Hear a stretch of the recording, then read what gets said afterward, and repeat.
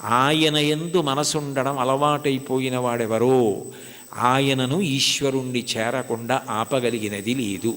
అందుకే దాని విషయంలో ఒక విచిత్రమైనటువంటి మాట చెప్తుంటారు. ఆఖరికి భగవంతుని యందు ఐక్యమైపోయే స్థితిలో కూడా భక్తి యొక్క దార్ఢ్యం ఎలా ఉంటుందంటేట, ఇంకా భగవత్ సేవ ఎందే ప్రీతి పొంది ఉంటుందిట. అయ్యో చూడండి, దానికి నేను మీకు ఒక ఉదాహరణ చెప్పాలంటే, నాకు కూతురుంది, కొడుకున్నాడు. నా కూతుర్ని నేను ఎంతో ప్రేమగా పెంచి పెద్ద చేశాను, చదివించాను. దానికి పెళ్లి సంబంధం నేనే చూశాను, యోగ్యమైన వరుడు, మంచి కుటుంబం అని. దానికి పెళ్లి చెయ్యాలని అబ్బో చాలా కష్టపడ్డాను.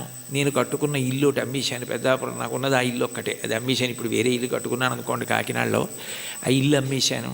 ఆ డబ్బు పెట్టి ఎంతో బాగా పెళ్లి చెయ్యాలని ఎంతో తాపత్రయపడి దానికి నిజంగా అంత బాగా పెళ్లి చేసి కన్యాదానం చేసేసి ఇంటికి వచ్చి బావురుమని ఇచ్చాను పూజామందిరంలో.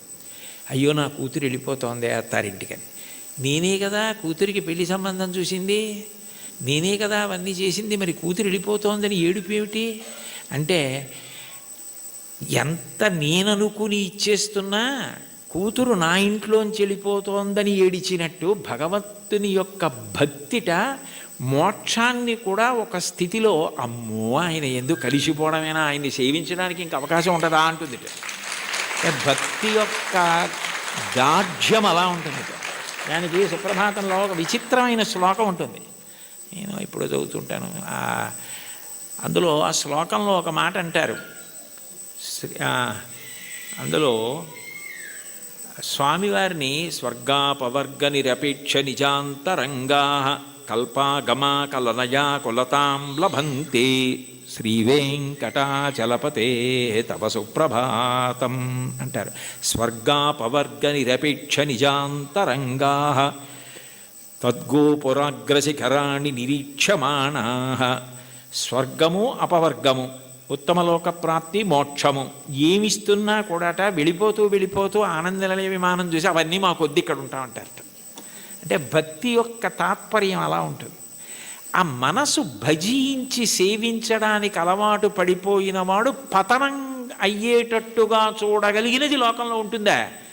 వాడికి ఆకాశం అడ్డం కాదు, పాతాళం అడ్డం కాదు. పైకి వెళ్ళేవాడికి పాతాళం అడ్డం ఏమిటి? ఎవరికైనా పైకి ఎడుతుంటే ఆకాశం అడ్డం అవ్వాలి, ఇంకోటి అడ్డం అవ్వాలి. పాతాళం అడ్డం ఎలా అవుతుందండి? కింద పడితే పాతాళం అడ్డం అవుతుంది. బాగా కింద పడిపోదాం అనుకున్నానండి, నాకు పాతాళ లోకం అడ్డొచ్చింది అనాలి. ఈశ్వరుణ్ణి చేరాలనుకున్నవాడు పైకి ఎడతాడు కానీ కిందకి ఎడతాడా? అంటే ఒకవేళ ఓ తప్పు చేసి కిందకి వెళ్ళిపోయినా ఈశ్వరుడు వాడిని ఏం బాధ పెట్టడు, వాడిని మళ్ళీ పైకెత్తే పూచి ఆయనే తీసుకుని పైకెత్తుతాడు. అందుకని పాతాళం అవడం అవదు, కింద పడ్డా కూడా వాడికి అంత కింద పడ్డా అంత పైకి ఎక్కుతాడు. దానికి ఉందా అంటే ఉంది. ఉదాహరణ బలిచక్రవర్తే ఉన్నాడు. అంత ఇంద్రుణ్ణి గెలుద్దామనుకున్నవాడు గెలవలేక గురువుగారిని శుక్రాచార్యుల వారిని పట్టుకుని విశ్వజిత్ యాగం చేసి అగ్నిహోత్రంలోంచి బంగారు రథం, గుర్రాలు, గొప్ప గొడుగు, అక్షయబాణ తూణీరాలు, ధనస్సు అన్నీ పొంది ఇంద్రుణ్ణి ఓడించి అంత గొప్పవాడైతే ఇంద్రుడు బృహస్పతి దగ్గరికి వెళ్ళాడు. ఆయన గురువుగారు శుక్రాచార్యుల వారిని ఆశ్రయించాడు. నేను మా గురువుగారు మీ దగ్గరికి వచ్చాను, నేను ఎలా ఓడించాలి బలిచక్రవర్తిని అని అడిగాడు. నేనా శుక్రుడా వదిలేయి, గురువుల అనుగ్రహం పొందిన వాణ్ణి పాడు చెయ్యగలిగిన వాడు ఉండడు. బలమునవానికి వృద్ధి వచ్చే గురువుగారి మాటల వల్ల వృద్ధిలోకి వచ్చాడు. వారి పాటింపకిక మీద వాడి చెడును. ఒకనాడు గురువుగారి మాట వినడవు, అప్పుడు పాడైపోతాడు. అప్పటి వరకు నువ్వు ఎదురు చూడంతే. గురువుగారి మాట వినకుండా ఎప్పుడు ఉంటాడో అప్పటి వరకు ఎదురు చూస్తూ ఉండన్నాడు. గురువుగారి మాట వినకుండా చేయగలిగిన వాడెవరు? ఆ తెలివితేటలు ఒక్క విష్ణువే. అందుకే ఆయన వామనమూర్తిగా వచ్చాడు. వచ్చి 3 అడుగులు చాలన్నాడు. 3 అడుగులు ఏమిట్రా బాబు, నేను మహారాజుని, నువ్వు ఏమైనా అడుగు, గొడుగు, ఆఖరికి నీకు నేను ఏవైనా పెద్ద పెద్దవి ఇస్తాను తప్ప ఇది ఎక్కడి ప్రారంధం, నువ్వేమో 3 అడుగుల నేల ఇమ్మంటా ఏమిటి? 3 అడుగుల నేల అడక్కు, ఇంకేమైనా అడుగు, ఇంకేమైనా అడుగని పాపం ఎన్ని అడిగాడు. వరచేలములో, మాడలో, ఫలములో, వన్యంబులో, గోవులో, హరులో, రత్నములో, రథములో, వివృష్ణాన్నమో, కన్యలో, కరులో, కాంచనమో, నికేతనములో, భూములో, ధరణీఖండమో కాక ఏమడిగేదో ధాత్రి సురేంద్రోత్తమ, ఏం కావాలో అడుగన్నాడు.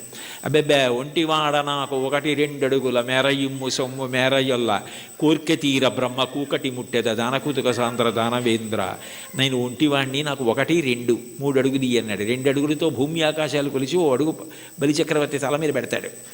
1-2 అన్నాడు, 3 అడుగులు అనలేదు. ఇమ్మన్నాడు. ఇస్తానన్నాడు.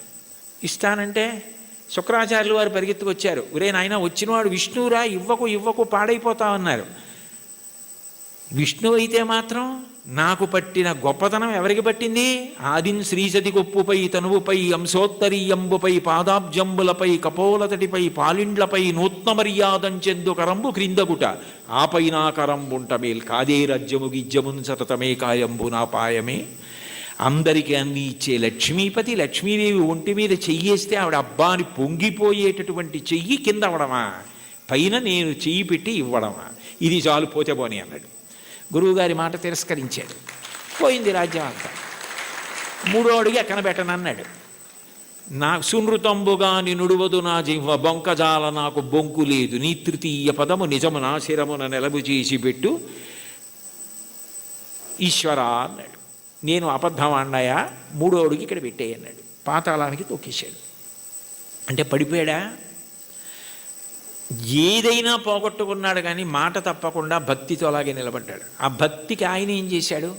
తాత్కాలికంగా నువ్వు అలా ఉంటావు, కానీ సావర్ణి మనువు వేళకు దేవేంద్రుండకు నితడు దేవతలకు దుర్భాసితమకు నా చోటికి రావింతును అందు మీద రక్షింతు దయన్. నేను సావర్ణి మనువు వేళకి ఇతన్ని నేను దేవేంద్రుణ్ణి చేస్తాను. అప్పుడు ఎవరు ఇతన్ని ఏం చేయరు.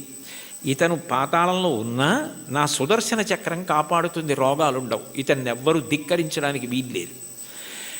ఇతను దేవేంద్ర పదవి అయిపోయిన తర్వాత చూడ్డానికి కూడా వీలు కాని వైకుంఠానికి తన్ని పిలిపించి నా యందు ఐక్యం చేసుకుంటానని వరం ఇచ్చాడు.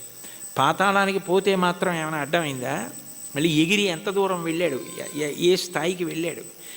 భగవంతుని యందు భక్తి నిలబడినది నిజమైతే నిన్ను అడ్డగలిగినది లేదు. అటువంటి వాడికి కైలాసమే కనపడినా, బ్రహ్మలోకమే కనపడినా, త్రోవలో వెళ్ళిపోతున్నప్పుడు ఒక వ్యక్తి దాహం తీర్చుకోవడానికి ఆగి ఒక్కసారి చలివేంద్రంలో నీళ్లు తాగి వెళ్ళిపోయినట్టు ఆగి చూసి వెళ్ళిపోయే లోకాలే తప్ప అబ్బాయి ఇవి బాగున్నాయని వాడు ఆగిపోడు. అవే బ్రహ్మలోకం.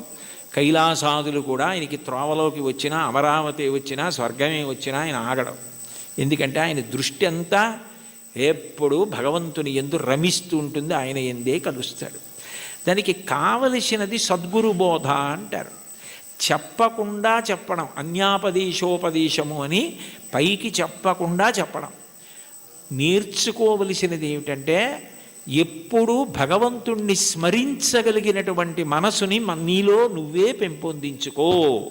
ఉద్ధరేణ ఆత్మనాత్మానం ఆత్మానవసాదయేత్ ఆత్మైవరాత్మనా బంధు ఆత్మైవ రిపురాత్మన. నిన్ను నువ్వు ఉద్ధరించుకోవాలి. నీకు ఆకలిస్తే నువ్వు అన్నం తినాలి, నీకు నిద్ర వస్తే నువ్వు నిద్రపోవాలి. నిన్ను నువ్వు ఉద్ధరించుకోవాలి. నీకు నువ్వే మిత్రుడు, నీకు నువ్వే శత్రువు. నీ మనసు లౌకిక విషయముల యందు మాత్రమే అనురక్తమైతే నిన్ను బాగు చేయగలిగిన వాడు ఎవ్వరూ ఉండడు. నీ మనసు భగవంతుని యందు రమించడం అలవాటైతే నిన్ను ఎవ్వరూ ఉద్ధరించక్కర్లేదు. అది నీ అంత నువ్వుగా ఆ భక్తికి ముహూర్తాలు ఉండవు. వచ్చే ఏకాదశి నుంచి భక్తిగా ఉంటానండి అంటే అదేమైనా శంకుస్థాపన, గృహప్రవేశమా? భక్తిగా ఉండడం అన్నది మనసులో భగవంతుని యొక్క చింతన చేత వస్తుంది. ఎంతటి మహోపకారి అన్న భావన అది కలిగితే ఆయన ఆరాధన యందు లౌల్యము కలుగుతుంది. ఎప్పుడెప్పుడు ఆరాధిస్తానా, ఎప్పుడు కాళ్ళు కడుగుతానా, ఎప్పుడు అర్ఘ్యం ఇస్తానా, ఎప్పుడు ఆచమనీయం ఇస్తానా అని మనసు కొట్టుకుపోతుంది. అర్చాలౌల్యా సంతతం చంద్రమౌళే పౌనఃపుణ్యం విష్ణునాంనాంచ పాఠ ఏకం చాసౌ బోధతే దేవతానాం అంటారు మహాస్వామి వారి గురించి. అటువంటి స్థితి కలుగుతుంది. కాబట్టి అటువంటి వాడికి ప్రతిబంధకమేది, ఆపగలిగినది ఇది, అది నేర్చుకో అని చెప్పడం అన్యాపదేశం ఉపదేశం. అంత గొప్ప కీర్తన.